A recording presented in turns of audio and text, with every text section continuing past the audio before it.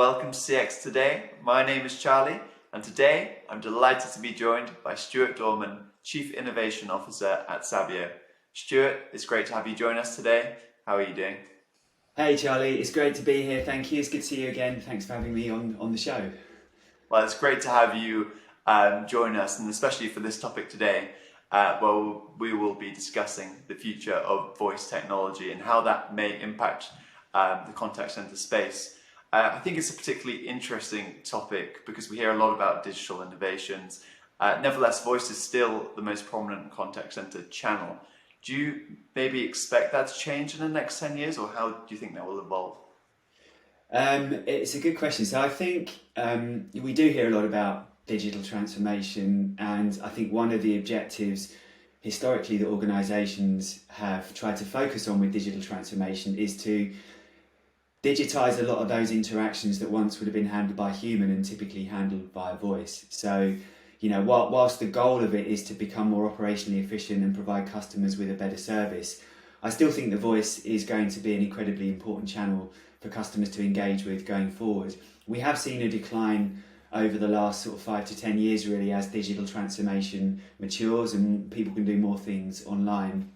And we've kind of got to the point now where, according to some of the research that I've seen out there, maybe 65 to 70% of interactions are still coming in on voice today. That's the point where customers are choosing to reach out and contact, with the rest being picked up by chat, messaging, social media and other types of channels.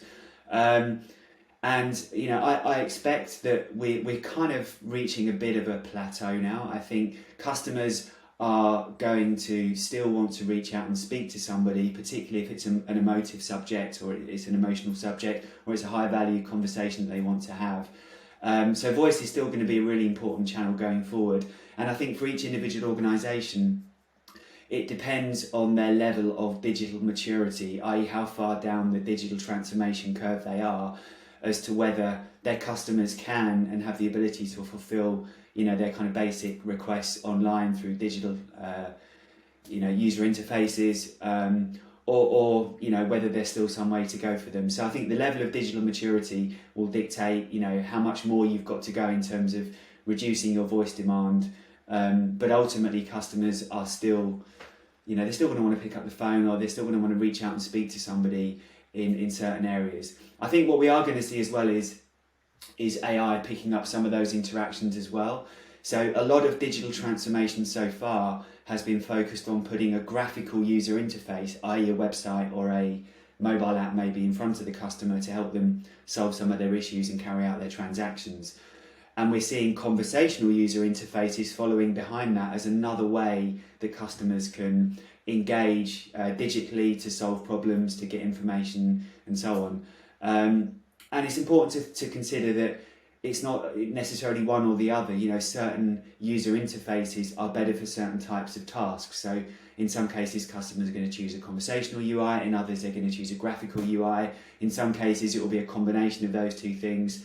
And both of those, could end up in a human interaction, depending on, what the customer needs to do. So I think conversational graphical user interfaces will very often be the start point for a customer journey, the first point the customer touches when they reach out. But then ultimately, if it's a complex or emotive issue, as we mentioned earlier on, the human will be brought into that process, and that they'll obviously help solve the problem. I think what we will see though is conversations being enriched by those technologies. So, what we think of today as a voice conversation, which is probably just somebody picking up the phone and speaking to someone on the other end, I think there's a lot more that we can do to enrich those experiences going forward with other technologies. And I think that's where we're going to see a lot of the innovation happening over the next 5 to 10 years. Yeah, I think there was lots of really great stuff there to unpack. I mean, first of all, kind of the key use of the voice channel being those complex emotive issues, as you talked about. And I'm sure if contact centers kind of analyze their demand drivers, they might see much more voice conversation for those more tricky conversation, but also kind of really like the point about layering conversational UIs behind the digital experience, and the potential voice innovations that you kind of just alluded to at the end there. I think that brings me on nicely actually to my next question, which is Which of these voice innovations, from voice bots to voice biometrics, currently most excite you?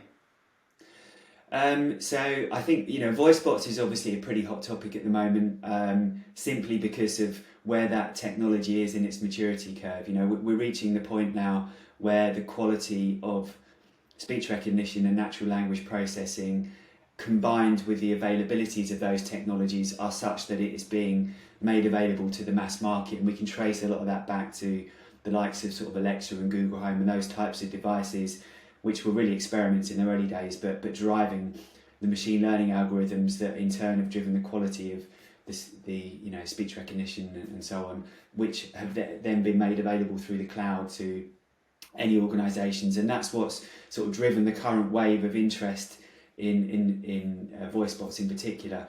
But we're still on a continuum of that technology maturing, and if you think that probably started decades ago, really, in terms of the ability to recognise speech, we're at a point in time now where it's being made available to the masses, but we've still got a way to go for it to continue its utility, its quality, and its availability, to make itself more useful and more widely available to organisations. So that's going to be an interesting one to track.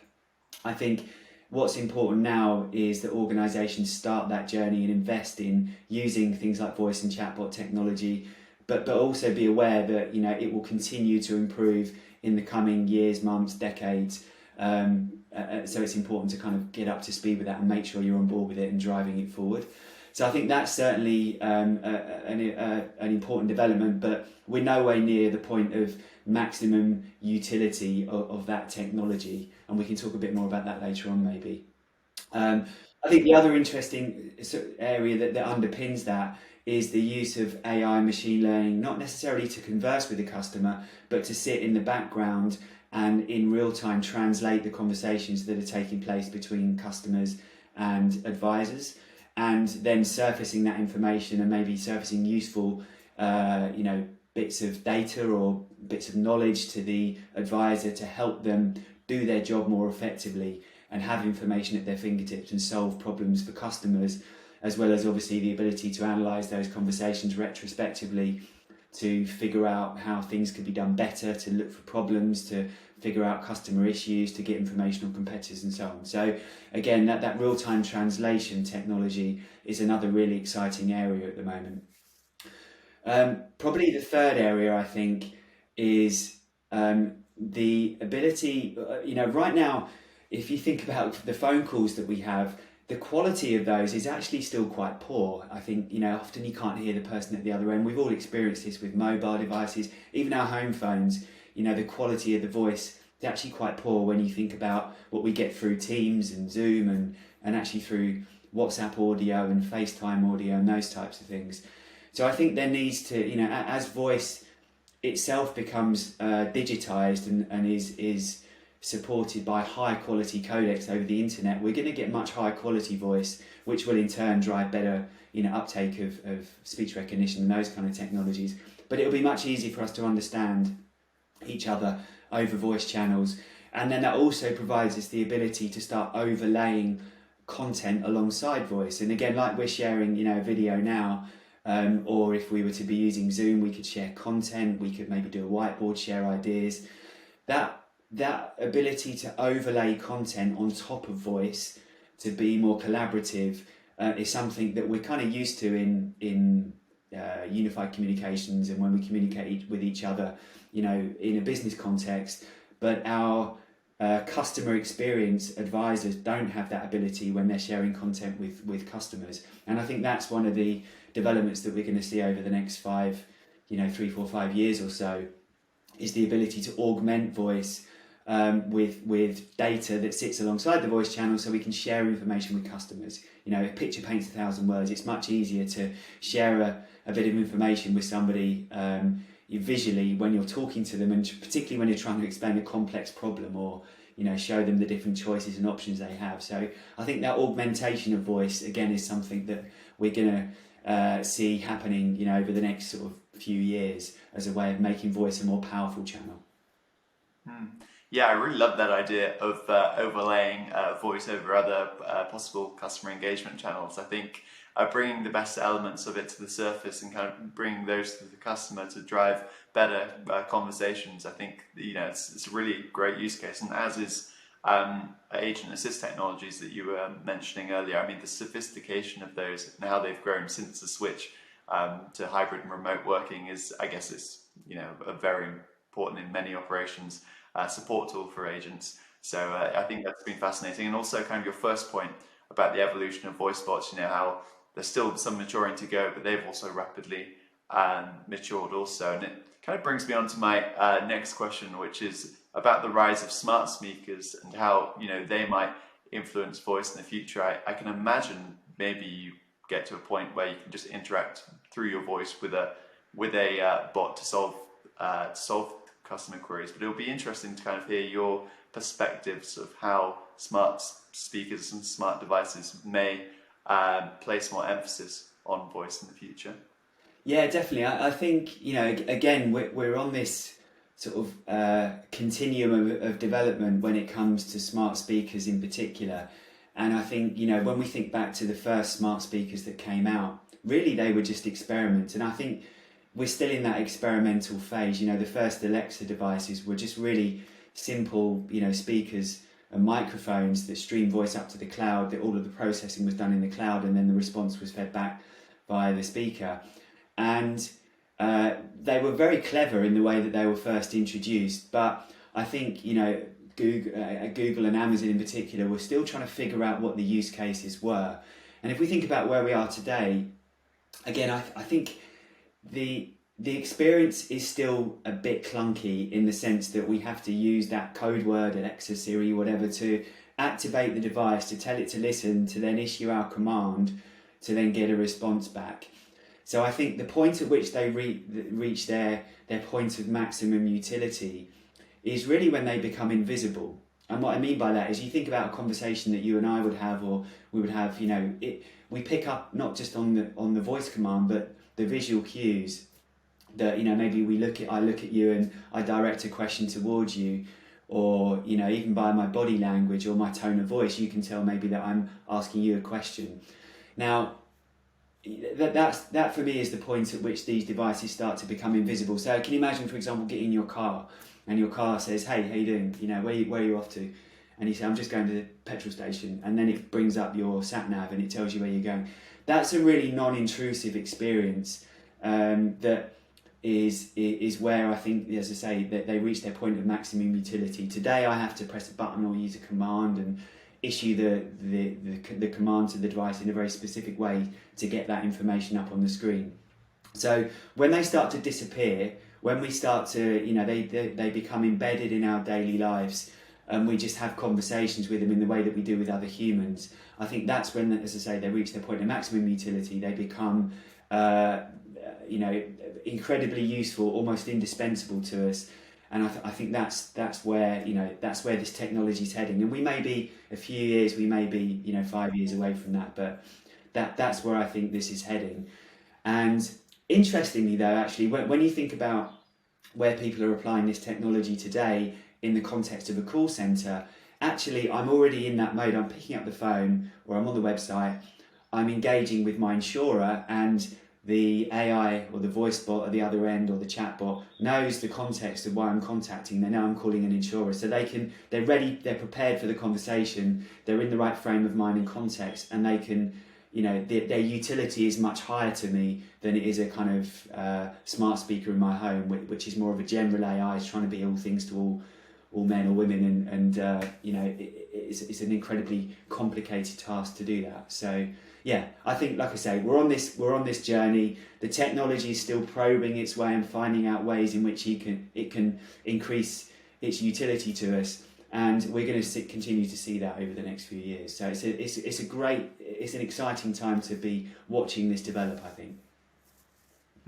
Yeah, absolutely. It's interesting also to kind of think about where the technology might kind of go in the future, as you were suggesting. There maybe, I've seen some people suggest that smart speakers may turn into smart devices, and they'll pick up on different gestures, and and how that might influence the future of customer communication is fascinating to think about. And you mentioned lots of really great points there, and it kind of makes me think, which other predictions do you have for the future of voice technology? Yeah, well, I think, look, we're never going to stop talking. For us as humans, it's the most natural way that we engage with each other, and we will continue to see improvements in the way that we use our voices to engage with technology going forward. And that doesn't necessarily, this isn't a binary thing in the sense that we're either going to talk to a computer, or in the case of customer service, we're going to talk to a customer service advisor. Quite often we might start our experience with a Voicebot, with an automated experience, which will then, make a decision, maybe give us an answer, but it may also bring the right human in, and there'll be a continuum of that experience, which will be very seamless to us, much more seamless than I think than it is today. I think this idea that of user interfaces and the different utilities, if you like, to us that user interfaces have, I think is quite powerful as well. So, as an example, we can speak faster than we can type, but we can read much faster than we can listen.